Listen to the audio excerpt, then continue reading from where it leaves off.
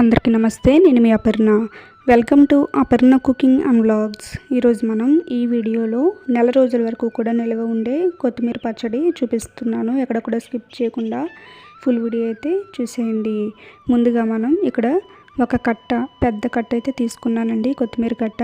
ముందుగా మనం శుభ్రంగా కడుక్కొని 2 గంటల సేపు అయితే దీన్ని ఆరబెట్టుకోవాలి.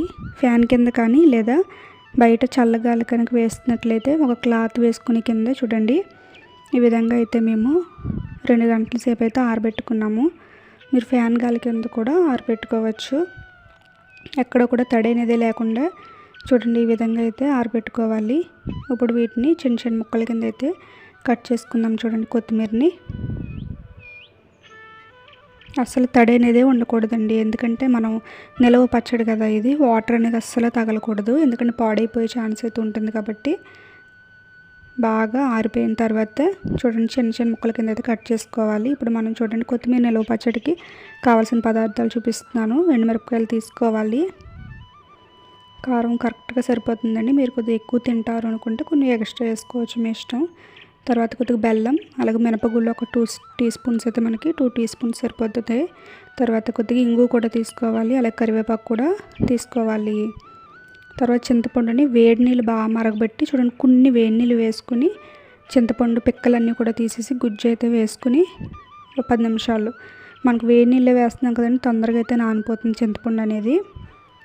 వేడి నీళ్ళు వేయటం వల్ల పచ్చడి అనేది పాడైపోకుండా ఉంటుంది. చూడండి, తర్వాత 2 టీ స్పూన్స్ ధనియాలు కూడా తీసుకోవాలి ఇక్కడ.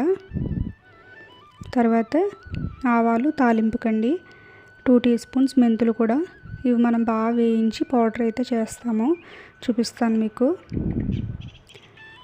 చూసారు కదండి, కావాల్సిన పదార్థాలన్నీ కూడా చూపించాను.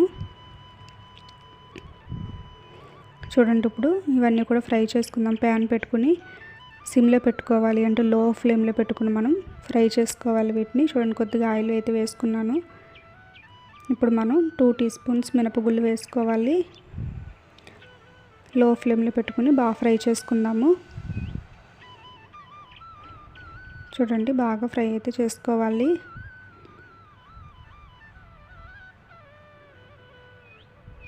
లో ఫ్లేమ్లో పెట్టుకుని ఫ్రై చేసుకోవాలి. చూడండి,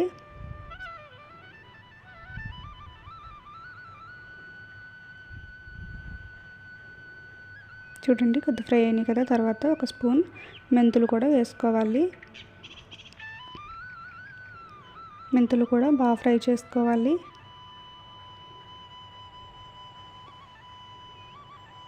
చూసారు కదండి, మెంతులు కూడా ఫ్రై అయినాయి. తర్వాత మనం ముందుగా రెడీ చేసి పెట్టుకునే ఎండుమిరపకాయలు కూడా వేసుకోవాలి.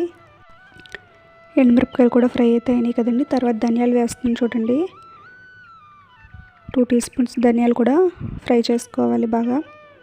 చూడండి, ఇవన్నీ కూడా బాగా ఫ్రై అయిన తర్వాత వేరే ప్లేట్లోకి అయితే తీసుకుని బాగా చల్లారి పెట్టుకోవాలి. తర్వాత వీటిని అయితే మనం పౌడర్ అయితే చేసుకోవాలి. వీటిని అయితే పక్కన పెట్టుకుని చల్లారి పెడదాం. చూడండి, ఇప్పుడు అదే ప్యాన్లో కొద్దిగా ఆయిల్ వేసుకుని కొత్తిమీర వేసుకోవాలి. కొత్తిమీరని కూడా లో ఫ్లేమ్లో పెట్టుకుని బాగా ఫ్రై చేసుకోవాలి.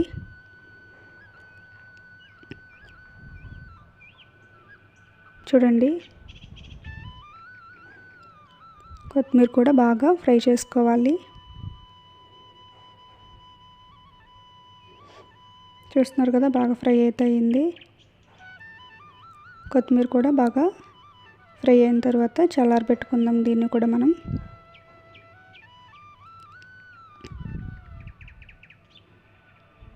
చూడండి, ఇప్పుడు దీంట్లో కొద్దిగా పసుపు అయితే వేసుకుని మరొకసారి కలుపుకొని కొత్తిమీరని అయితే చల్లారి పెట్టుకోవాలి.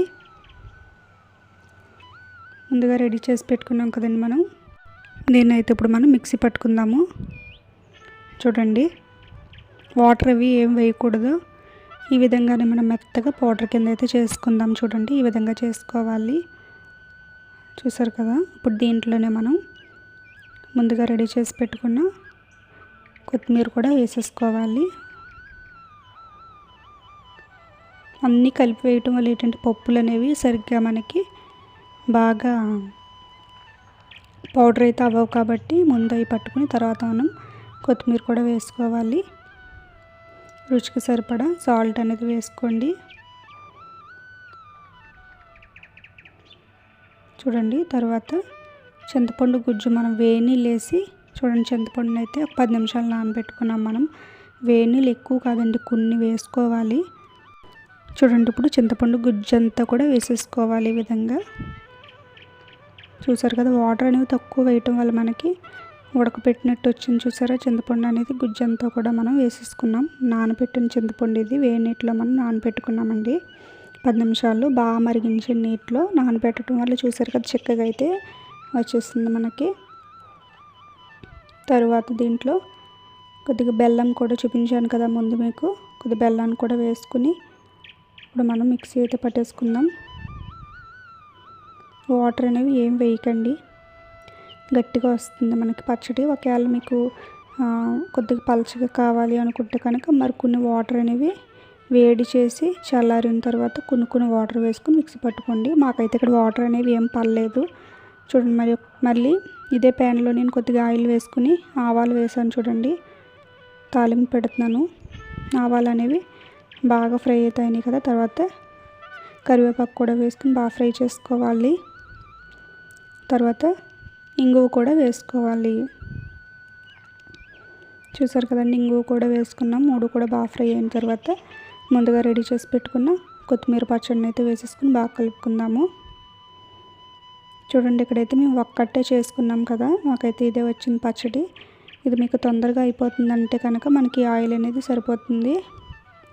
ఒకవేళ మీరు 2 కట్టలు 3 కట్టలు అంటే నెలకు సరిపడా పచ్చడి కనుక చేసుకున్నట్లయితే ఆయిల్ అనేది కొద్దిగా ఎక్కువ వేసుకోవాలి. ఎందుకంటే మనకు 4 రోజులు నిల్వ ఉండాలంటే ఆయిల్ అనేది కొద్దిగా ఎక్కువ పడుతుంది. లేదు మీకు 2 రోజులు 3 రోజులు ఉంటుంది అనుకుంటే ఈ ఆయిల్ అనేది సరిపోతుంది. చూసారు కదా, పచ్చడి అయితే మనకు చాలా సింపుల్గా అయితే రెడీ అయిపోయింది, టేస్ట్గా. ఇప్పుడు ఇది చల్లారిన తర్వాత మీరు గాజు బౌల్లో అయితే పెట్టుకున్నట్లయితే ఇది మనకి ఎక్కువ రోజులు నిల్వ ఉంటుంది. చూసారు కదా ఫ్రెండ్స్, చాలా సింపుల్గా అండ్ టేస్ట్గా అయితే మనం కొత్తిమీర నిల్వ పచ్చడి అయితే మనకి రెడీ అయిపోయింది. ఈ వీడియో మీకు నచ్చిందని అనుకుంటున్నాను ఫ్రెండ్స్. నచ్చితే ఒక లైక్ చేయండి, మీ ఫ్రెండ్స్ అండ్ రిలేటివ్స్ అందరికీ కూడా ఈ వీడియోని షేర్ చేయండి. మరిన్ని మంచి రెసిపీస్ కోసం మన ఛానల్ని సబ్స్క్రైబ్ చేయడం మాత్రం మర్చిపోకండి. సబ్స్క్రైబ్ చేసి సపోర్ట్ చేయండి. Thank you.